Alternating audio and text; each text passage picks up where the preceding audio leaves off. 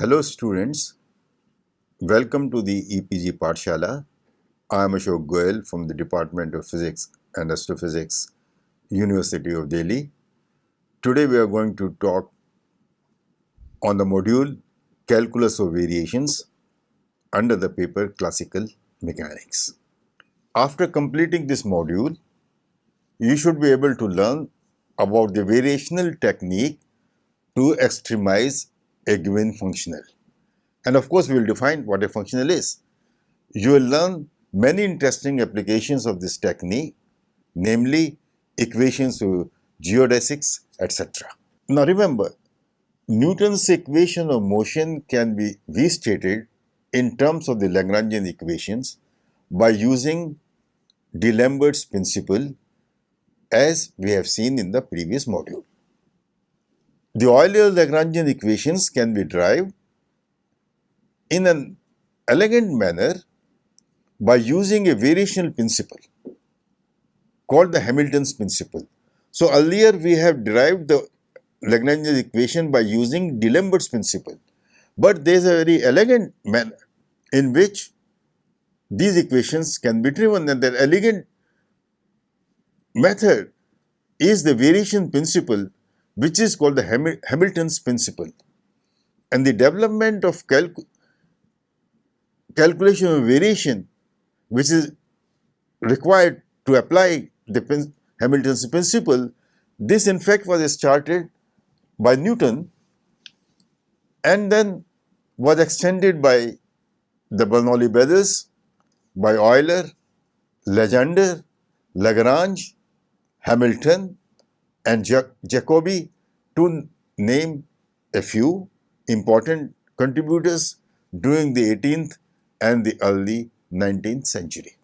We start with the definition of functions and functional. You all know that a function f of x is defined by a rule that maps the input set of numbers given by the set x to an output set of numbers. It may or may not be expressed in terms of analytical relationship. There could be any relationship which maps one number in the input set to a corresponding number in the output set. A functional, on the other hand, represented as capital F of y, y prime and x, where x is some function, where y is some function of x and y prime is equal to dy by dx, and x is here an independent variable. Now, this functional defines a rule that maps a function on a set of functions onto an output set of numbers. For example, if we consider this integral I of y, which is an integral between 2 points x0 and x of an integral of a function of y, y prime and x, integral dx, then this quantity I of y is a functional where the integrand fy, y prime x is a simple function of three arguments, y, y prime and independent variable x. For example, we can have for this integrand fy, y prime x as ay square plus by prime square plus c x4, etc. The functional I of y, the way we have given, is only one simple specific example of a functional. Every functional need not be given in an integral form.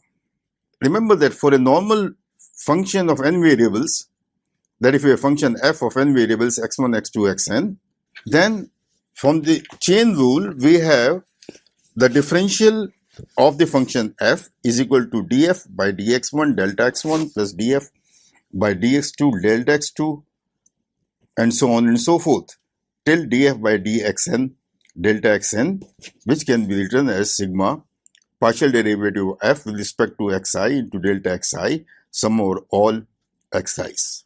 This is for a function. Now we have a similar form for the variation of a functional.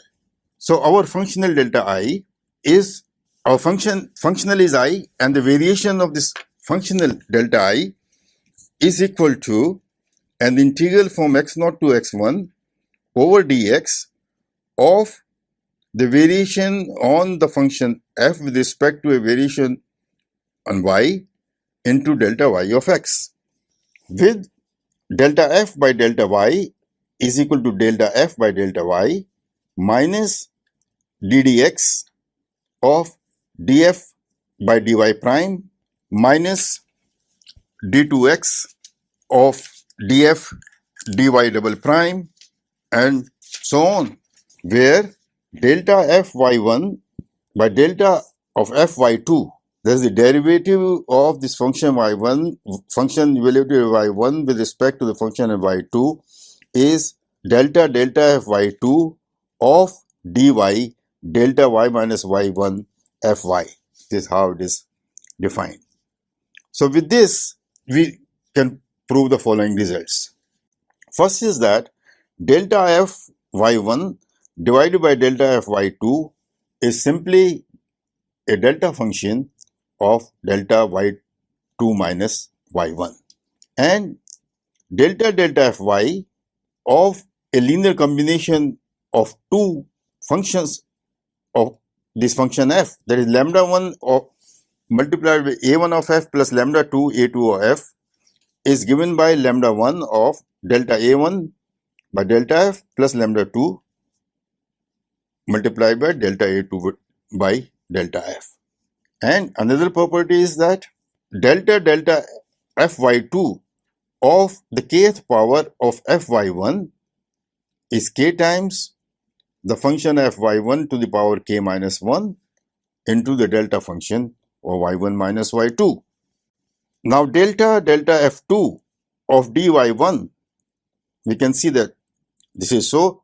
Delta f of y2 of the integral dy1 sigma over k aky1 fy1k is equal to dy1 delta y1 by y2 into sigma over k aky1 fy1k minus 1. So this is another property of the functional. So let us start with the calculus of variations. What is the problem here? What is the problem that we want to solve? So in the calculus of variation, the problem is to determine a function f of x such that if you consider the integral j over dx from some two fixed points x1 and x2 of a function f, which in turn is a function of y, and remember the y itself is a function of x. So f is a function of y and is a function of y prime.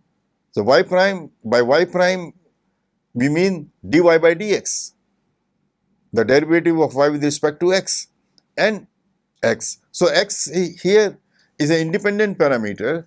So this is an integral which occurs in many physical problems, which we want to extremize. That is, we want extremum value of this integral. By extremum value, we mean that the value could be either a minimum or a maximum. In the above equation, remember that y2 is the function of x and y prime is dy by dx and x is an independent variable. The function f in fact is a function of the functions, because f is a function of yx and y prime x and x.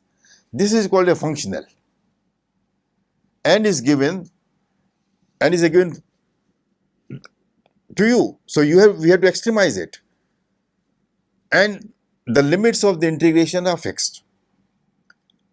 This function is varied until an extremum value of j is found. What does it mean?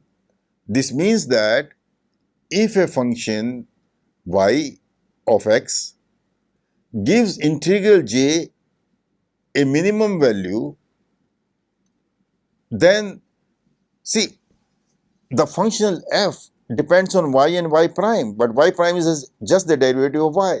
So if we can find a function y which makes that integral j a minimum value, then it means that if we take any neighboring function close to y, then this must result either an increase or a decrease in j if j is extremum. If j is minimum, then it means that any neighboring function to yx will increase j. So let us represent all possible functions yx. So there is a function yx which extremizes the integral. So let us consider all possible functions y of x by a parametric representation that any function y is a function of some parameter alpha and x, such that when alpha is equal to 0, then y, which is a function of now x alone, is the function that will extremize j.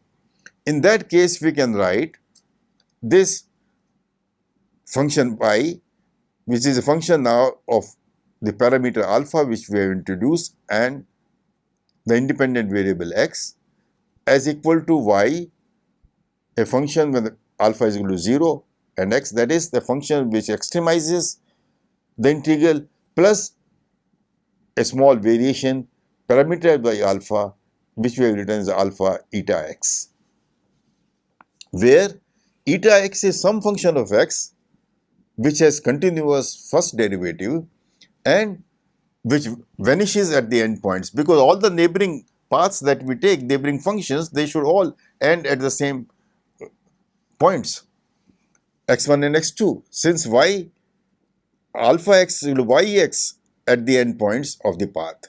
So that means this eta function, the function eta of evaluated at the endpoint x1 is equal to the function eta evaluated at the point x2 and must be equal to 0.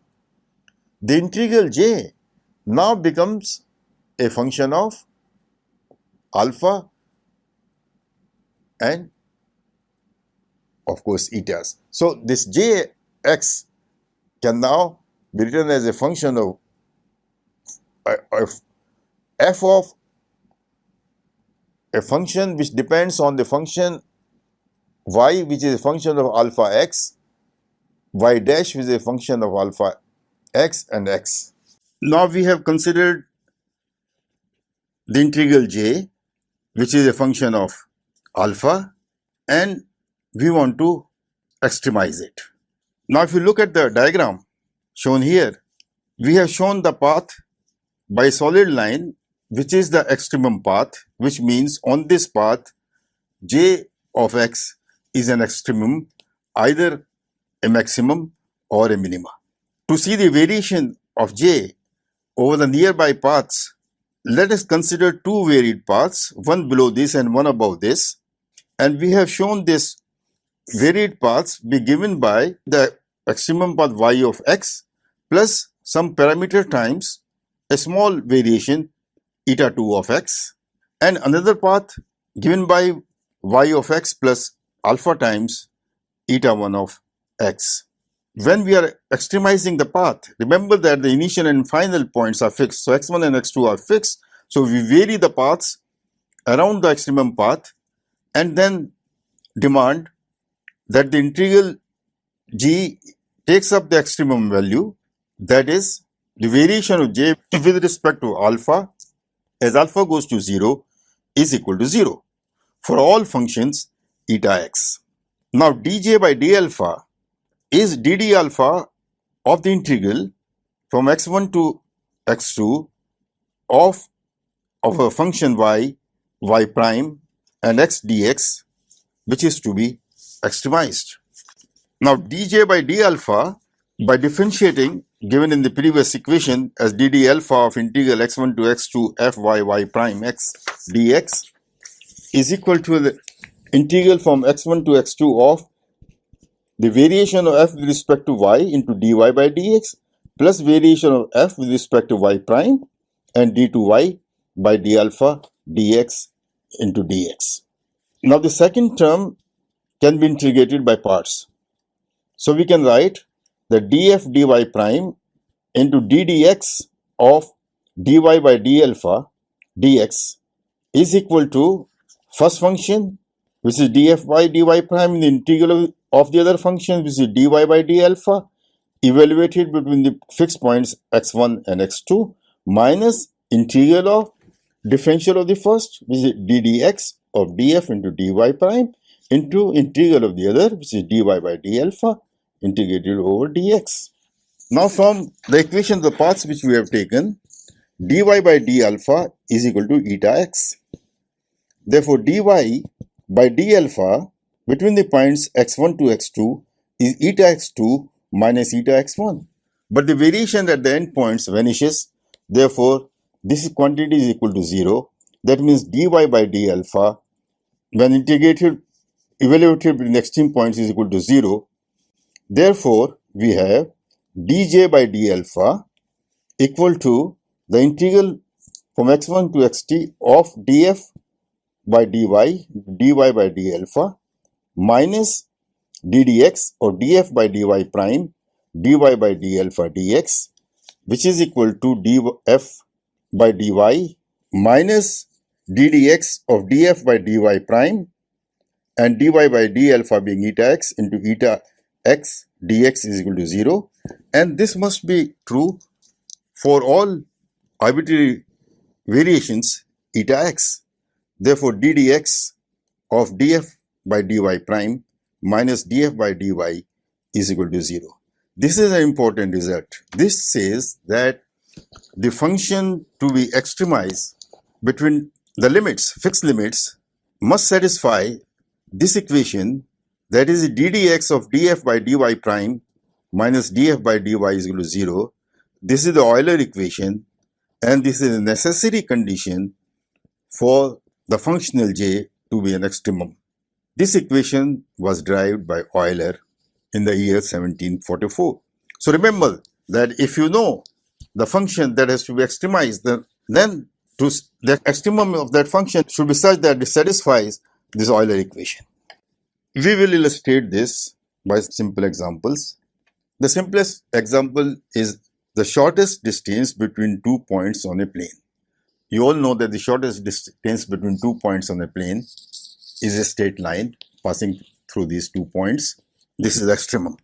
Now, if I take 2 points xy and a nearby point x plus dx and y plus dy, the infinitesimal distance ds between these two neighboring points in the xy plane is ds is equal to under root of dx square plus dy square, which I can write as ds is equal to 1 plus dy by dx whole square under root into dx. Now the total distance between 2 points a to b is the integral of this over dx from a to b. That is, the distance s is equal to a is given by the integral of 1 plus y prime square, where y prime stands for dy by dx, y prime square under root dx between the points a to b. So what we have to do, we have to extremize now this functional s. So our function then, which will extremize this, is function of y x, y prime x and x. This is 1 plus y prime square under root. Now for the extremum of this function, it should satisfy the Euler equation, namely ddx of df by dy prime minus df by dy is equal to 0. From the expression of the function f, which is 1 plus y prime square under root, we immediately see that df by dy is equal to 0. Therefore, ddx of df by dy prime must be equal to 0. Now df by dy prime is equal to y prime x divided by 1 plus y prime square under root. Now for the derivative of this with respect to x to be 0, this must be a constant k. So we have y prime square is equal to k square into 1 plus y prime square is equal to this. Therefore, what does it say? It says that y prime is equal to constant. So the solution of this, the y prime square is some k times into 1 plus y prime square, implies that y prime is constant, and which means when we integrate it, that y is equal to mx plus c, which is the equation of a straight line, and we have the well-known result that the shortest distance between 2 points on a plane lies along the straight line joining the points. We now consider a slightly more difficult problem, that is of geodesic on a sphere. What is a geodesic? A geodesic is a line which represents the shortest distance between 2 points on a surface. In the earlier example, we saw that if the surface is a plane surface, then the geodesic is just a straight line. Now we want to find the geodesic on the surface of a sphere. So let us consider 2 points on the sphere which are near to each other. Then in the spherical polar coordinates, the element on the surface of the sphere ds square is equal to r square d theta square plus r square sin square theta d phi square.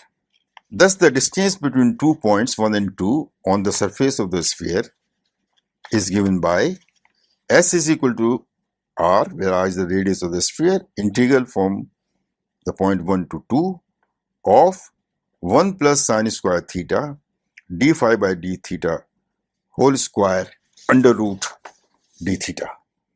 So the shortest distance is obtained when the functional f, written as 1 upon sin square theta d phi by d theta whole square under root, satisfy the Euler condition, namely d d theta of df by d phi prime minus df by d phi is equal to 0, since f does not depend on phi. Now df by d phi is equal to 0, and df by d phi prime is equal to sin square theta phi prime divided by 1 plus sin square theta phi prime square under root. Therefore, the equation to be satisfied is d d theta of df by d phi prime is equal to 0. Therefore, df by d phi prime is equal to constant, and let us put that constant to be equal to c. Then substituting in the equation above, then we have sin square theta phi prime divided by 1 plus sin square theta phi prime square under root is equal to a constant c, which can be solved for phi prime, and we get phi prime, which is defined as d phi by d theta, is equal to the constant c divided by sin 4 theta minus c square sin square theta under root.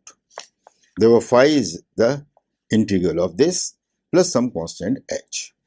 The integral can be performed without much difficulty by substituting t for c cot theta, in which case dt is equal to c cosecant square theta d theta, and therefore phi in this variable t can be written as, or is given by, phi is equal to c into dt divided by 1 minus c square minus t square under root plus the constant h.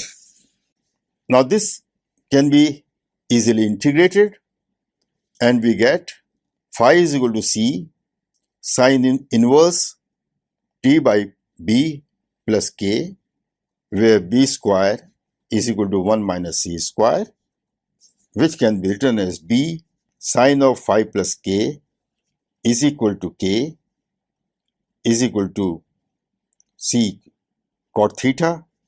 Therefore, cos theta is equal to b sin theta sin phi cos k plus by b sin theta cos phi sin k, where we have expanded sin phi plus k as sin phi cos k plus cos phi sin k.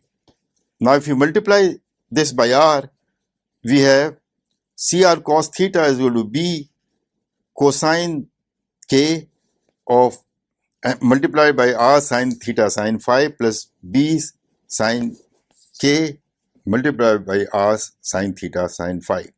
Substituting for R sine theta sine phi and R cos theta sine phi in terms of the Cartesian coordinates and R cos theta being equal to Z, the equation we get is Z is equal to AX plus BY. That is, first we consider the problem in the spherical polar coordinates after carrying out the integrals to see what kind of a geodesic we get. We have reverted back to the Cartesian coordinates and we get the equation of the geodesic as Z is equal to AX plus BY, where A and B are some constants. Now, can you recognize what kind of a curve is this? Or what is this? Is a curve, a surface or plane, whatever. Now you can see that this is the equation of a plane which passes through the center of the sphere because x is equal to 0, y is equal to 0, z is equal to 0 is a solution of this. So, you have the geodesic such that you have a plane passing through the center of the sphere. Now, this plane cuts the surface of sphere on a circle, and this circle is called the great circle.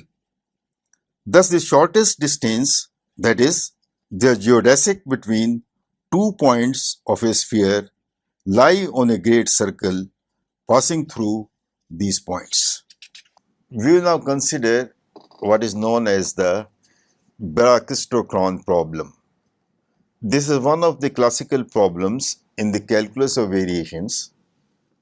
This problem is to find the path on which a particle moves in the presence of a constant force as to make the time taken by the particle to move from an initial point to a final point minimum.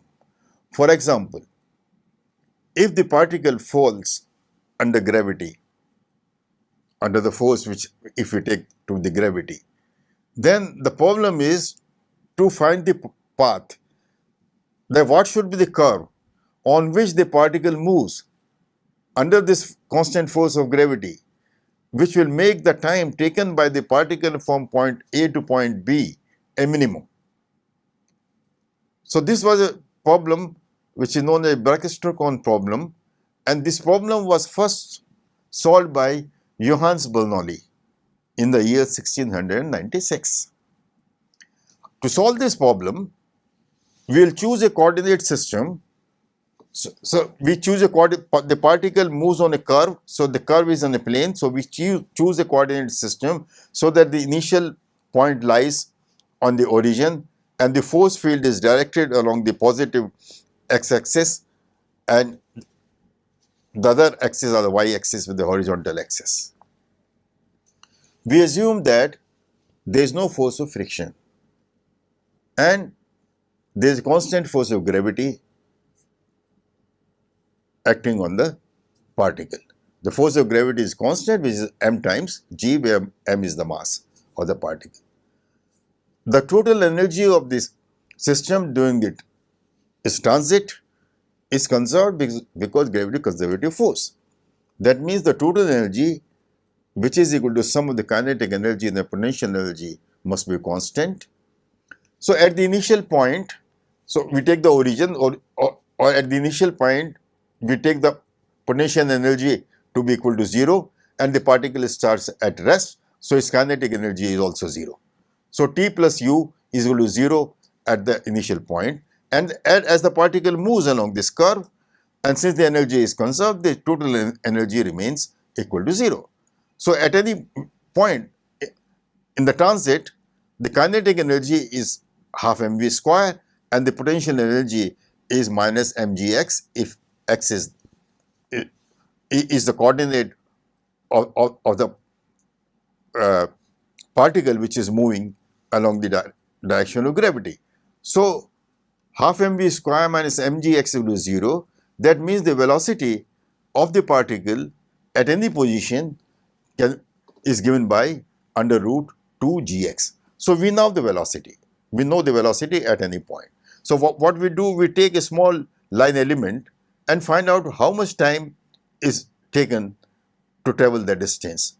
So the time taken by the particle to transit from the initial point to the origin xy, we will write down. And so this time is the suppose we take two neighboring points, then the line element is given by ds. So the time taken by the particle to traverse this distance ds is equal to dt, which is ds by v, and ds, the line element, is a dx square plus dy square under root, and v is equal to under root 2 gx. So dt is simply equal to under root dx square plus dy square divided by v integrated from initial point, which we have taken the origin 0 0 to the final point xy. So the time taken then is represented by this expression 1 by root 2g under root of 1 plus y prime square by x dx integrated over x from the origin to the final point. So if you look at this, that we have to now find the path which minimizes this time.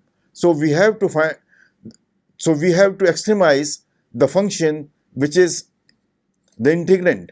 So the function f, which is equal to 1 plus y prime square by x under root, has to be extremized. So that's all that we have to do. That means this function has to satisfy the Euler equation for it to be extremum. Continuing with the Brachistochrone problem, that is a problem of finding the shortest path, we have the function f, which is to be extremized. The function f was given as equal to 1 plus y prime square by x under root. So this function f should satisfy Euler's equations, which means ddx of df by dy prime minus df by dy is equal to 0. The function f does not depend on y, so df by dy is equal to 0. Therefore, we should have ddx of df by dy prime is equal to 0. Now, df by dy prime is equal to y prime upon 1 plus y prime square into x under root. And since ddx of df by dy prime is equal to 0, then this quantity df by dy prime is a constant. So let us call this constant 1 by under root 2a. That means y prime, we can solve this for y prime, and we obtain y prime is equal to x upon under root 2ax minus x square. Therefore, y prime is equal to integral x dx divided by under root 2ax minus x square. To evaluate this integral, let x is equal to a times 1 minus cos theta, then dx is evidently equal to a sin theta d theta. Therefore, y becomes equal to an integral of a square into 1 minus cosine theta into sin theta d theta divided by 2a square 1 minus cos theta minus a square 1 minus cos theta whole square to the power half. So we get from here y is equal to integral a 1 minus cos theta d theta, which can be integrated, and y is equal to a theta minus sin theta into a constant. So the path taken by the particle to decide between 2 points the shortest time is given by y is equal to a times theta minus sin theta plus a constant. Now, the parametric equation of a cycloid passing through the origin is x is equal to a times 1 minus cos theta and y is equal to a times 1 minus sin theta. Thus, the curve taken by the particle lies on a cycloid as shown.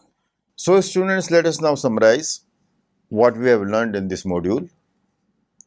We have learned that the extremization of a functional is achieved if this function, see, functional is the integral of this, and as we have discussed earlier in this module, that a function need not always be in the form of an integral.